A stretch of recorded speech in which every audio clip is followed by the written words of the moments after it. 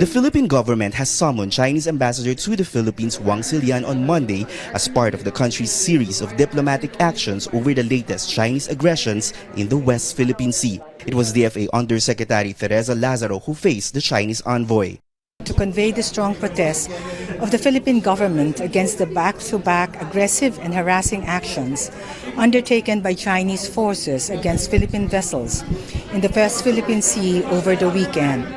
The DFA also condemns China's repeated use of water cannon during their resupply mission in Ayungin Shoal.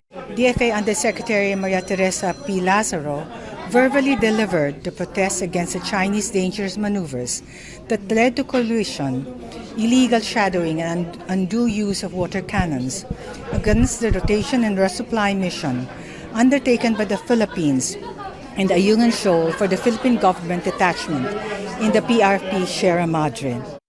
But China remains consistent in justifying their actions in the West Philippine Sea.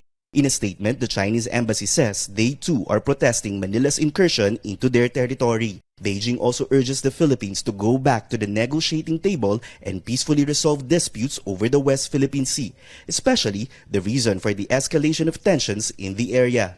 The responsibility for the emergencies in waters of Renai Jiao lies completely with the Philippine side. The root cause is that the Philippines has refused to tow away the illegally grounded warship and attempted to permanently occupy Renai Jiao. But the National Security Council says this argument is nothing new. It even dares China to show proof. Since the Chinese Foreign Ministry has not been able to produce any document to support this so-called promise, we urge them to finally abandon this argument and abandon, as I said, this figment of the imagination.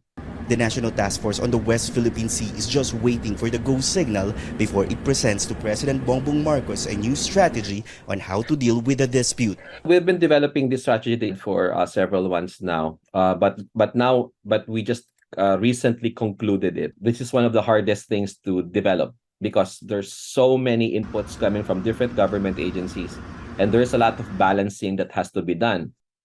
Another option for the Philippine government is to seek damages from China over the use of water cannons on Philippine vessels. But this will be up to the hands of the Justice Department and the Office of Solicitor General. Tristan Nodalo, CNN Philippines.